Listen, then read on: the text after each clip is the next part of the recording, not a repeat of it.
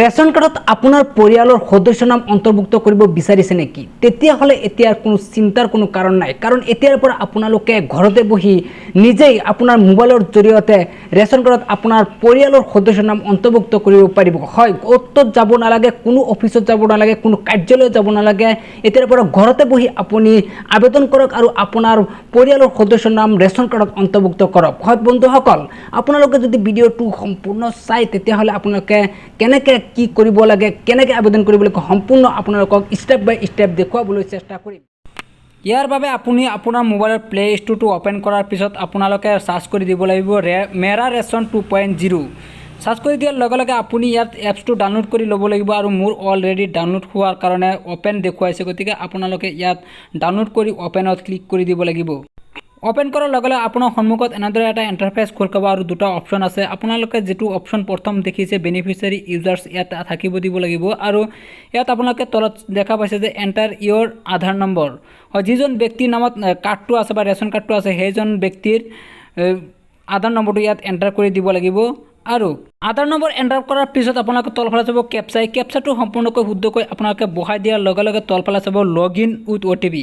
Login with OTPত click কৰি দিয়াৰ লগে লগে আপোনাৰ ৰেজিষ্টাৰ মোবাইলত এটা OTP যাব, 6 ডিজিটৰ এটা OTP যাব। সেই OTPটো আপোনালোকে ইয়াত শুদ্ধকৈ বহাই দিব লাগিব।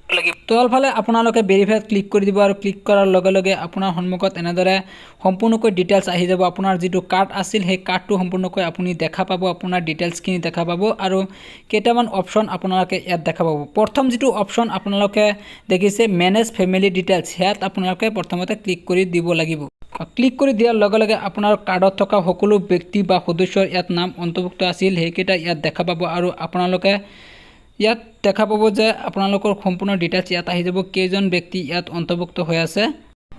হয়, যিহেতু আপুনি নতুনকৈ মেম্বাৰ এটা এড কৰিব বিচাৰিছে বা সদস্য অন্তৰ্ভুক্ত কৰিব বিচাৰিছে, ইয়াৰ বাবে আপোনালোকে এড নিউ মেম্বাৰত আপোনালোকে ক্লিক কৰি দিব লাগিব। ক্লিক কৰাৰ লগে লগে আপোনাৰ সন্মুখত এনেদৰে সম্পূৰ্ণ এটা ফৰ্ম ওলাই আহিব। আপুনি এই ফৰ্মটো সম্পূৰ্ণকৈ ফিল আপ কৰিব লাগিব।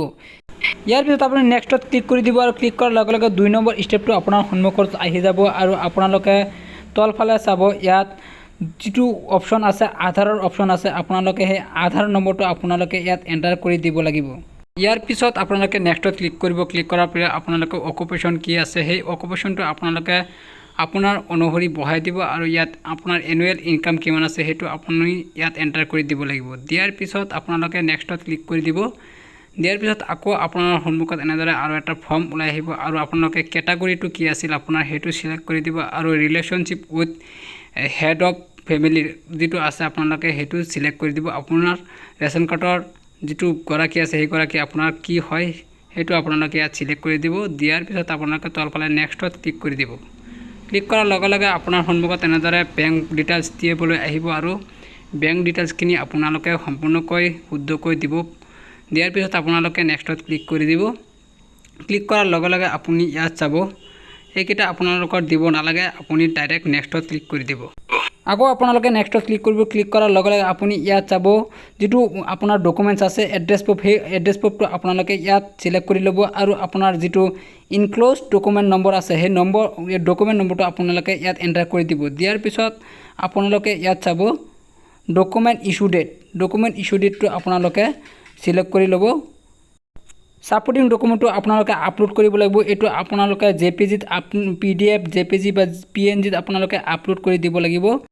এনেদৰে ডকুমেণ্টছসমূহ আপোনালোকে সম্পূৰ্ণ ডিটেইলছখিনি ভৰোৱাৰ পিছত 9 নম্বৰ যিটো ষ্টেপ আছে সেই ষ্টেপটোত আপোনালোকে গৈ তলফালে চাব ছাবমিট বটম আছে, ছাবমিট বটমত আপোনালোকে ক্লিক কৰি পেলাই আপোনাৰ আবেদন কৰিব পাৰিব আৰু আবেদন কৰাৰ কিছুদিন পিছতে আপোনালোকৰ ৰেচন কাৰ্ডত নাম অন্তৰ্ভুক্ত হৈ যাব। তো বন্ধুসকল, ভিডিঅ'টো কেনেকুৱা লাগিছে, যদি ভাল লাগিছে এটা লাইক কৰি শ্বেয়াৰ কৰি দিব আৰু যদি এতিয়ালৈকে মোৰ চেনেলত ছাবস্ক্ৰাইব কৰা নাই ছাবস্ক্ৰাইব কৰি কাষত থকা বেল আইকনটো প্ৰেছ কৰি থ'ব।